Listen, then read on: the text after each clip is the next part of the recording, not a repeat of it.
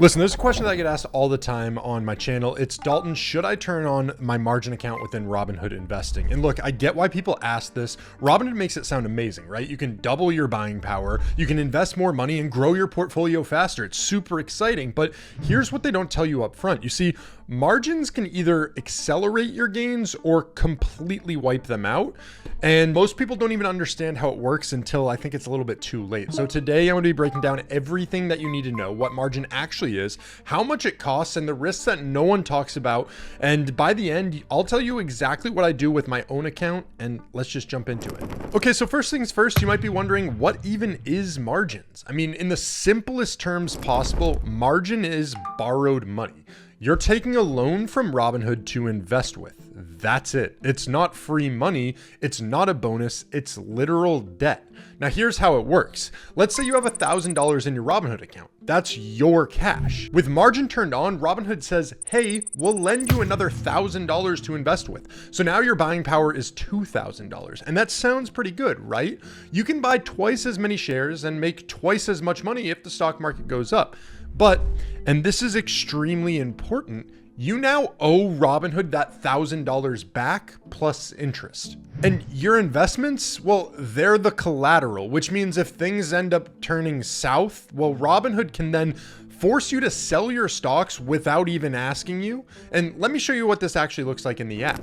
So you can see this is a sneak peek of my Robinhood investing portfolio. Nothing too crazy here, but I have a cash balance of $437.62. Now, keep in mind that this is not a margin account right now. But when you have Robinhood Gold, which I do, which costs $5 a month, you get access to margin and you can toggle it on very easily. All you do is hit the little guy icon in the bottom right. You can go and hit the hamburger menu in the top left and then go into the investing tab. Once you are in the investing tab, you can scroll down and you can see at the very bottom, you can switch to a margin account. Now I was in here tooling around before the video, so when I click switch to a margin account, I get a message that tells me that I can't, just because I have to wait a full day. But all you need to know is that is how you toggle it on. And then after you do that, you get access to margin, which then is going to impact your buying power that you see on the home screen. So once it's on, your buying power will change. And instead of just showing your cash, it shows cash plus how much Robinhood is willing to lend you. And so here's something that not a lot of people realize, especially beginners, when they turn this feature on. The extra buying power that you see, that's not just bonus money.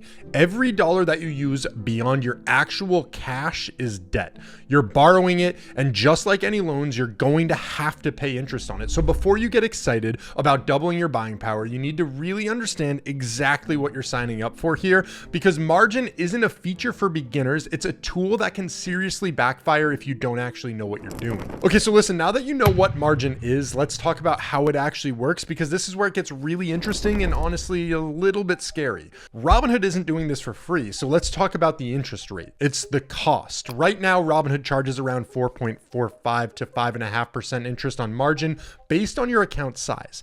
That's an annual rate, but they calculate it daily and they charge monthly. So let's do some quick math here. I mean, if you borrow $1,000 for 1 month, let's say at 5.5%, you're paying about $4.50 in interest for that month. Not terrible, right? But here's the catch. That's only if you're borrowing for 1 month. If you keep that margin for a whole year, you're actually paying $55. And if you're borrowing more, like 5 or 10,000, even more money than that, that interest really starts to add up super fast. And remember, that interest is eating into your returns. So even if your stock goes up, you need to beat that 5.5% rate just to break even based off of the interest. And to make matters even worse, it gets further complicated. You see, your stocks are actually what is known as collateral for this loan. What does that mean? Well, Robinhood looks at what you own and they say, okay, based on the stocks that are in your current portfolio, here's how much we are willing to lend you. But not all stocks are actually treated equally, because if you own stable, low volatility stocks like Apple or Microsoft, well, Robinhood is going to lend you more against those. But if you own super volatile stocks like small cap companies or meme stocks, well, they require a lot more in collateral. Some stocks aren't even eligible for margin at all. Now, why does that matter? Well, it's because it affects how much you can actually borrow, and it plays into what happens when things go wrong. which brings me to the next part that everybody needs to understand. All right, now if there's a section that you really need to walk away from this video understanding, it is this, because this is where most people get burned. And we're going to be talking about what margin calls are, which is the nightmare scenario when you're dealing with any of this stuff. Let me lead in with the story, okay? So I have this buddy, and we'll call him Mike. He turned on margin when he first started investing.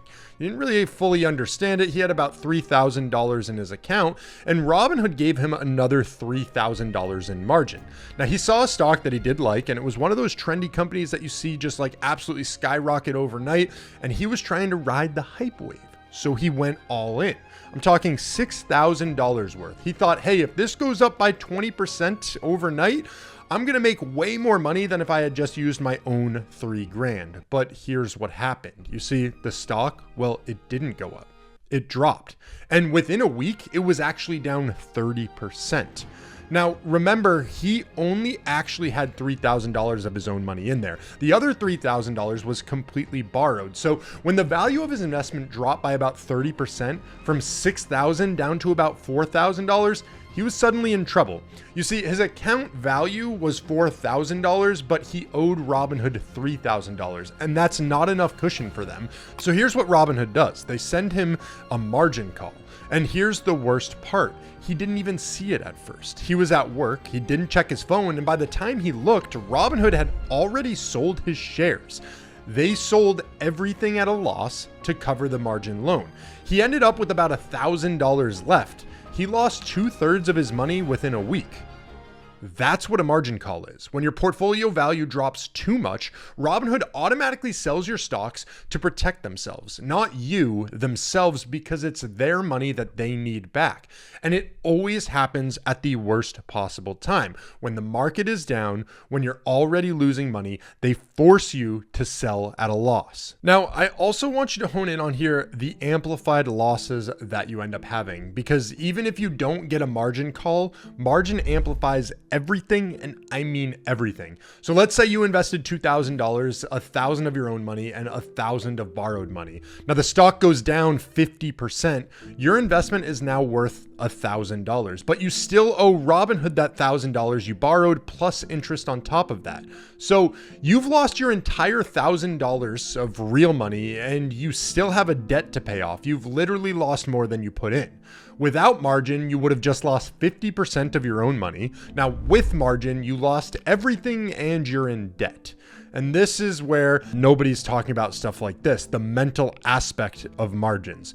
When you're investing with borrowed money, every red day feels so much different than if you were just using your own money. It's not just your own money on the line. You're watching this debt sort of pile up. And I've seen people make terrible decisions because of this. They panic sell, they double down trying to make everything back, all their losses, and they check their account constantly and they're stressing themselves out.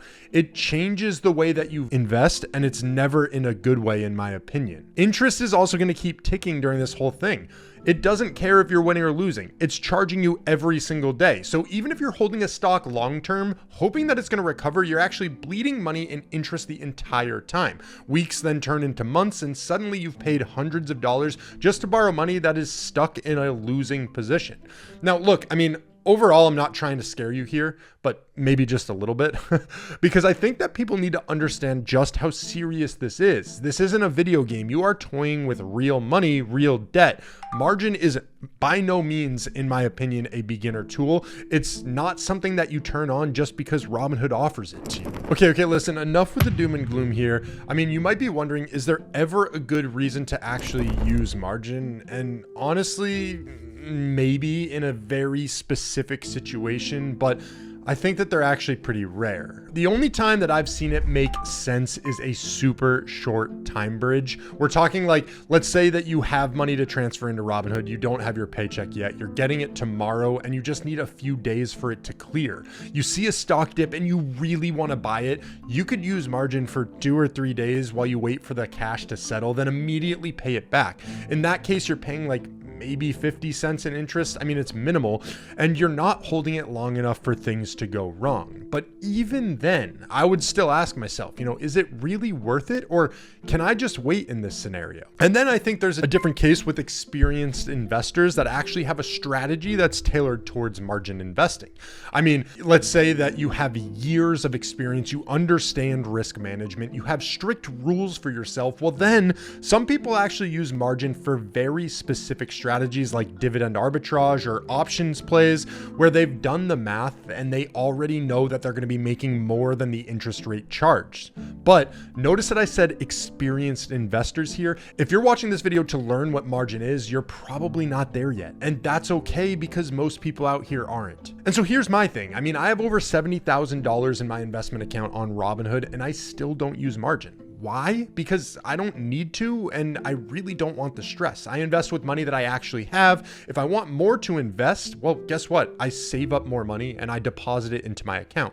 Yes, it might be a little bit slower, but I sleep so much better at night with this. I'm not worried about margin calls. I'm not worried about paying interest, and I'm definitely not taking on any extra risk. And honestly, that's the way that most people should approach investing, especially when you're building wealth for the long term. So look, here's my final take on Robinhood margin. I mean, it's not evil, but it is a tool, and it's a very powerful, dangerous tool that most people don't need and honestly shouldn't use. Now, before you ever turn on margin, I want you to ask yourself 3 questions. 1, can I afford to lose money completely? Not just am I okay with some risk, but if you lost everything that you were investing with and you still owed money, would you be financially okay? 2, do I truly understand how margin calls work and what triggers them? Can you explain it to somebody else? And 3, would I make this exact same investment if I only had my own cash to use? Or am I considering this because margin is available? If you'd answered no to any of those 3 questions, well, hey, don't freaking use margin. Just don't.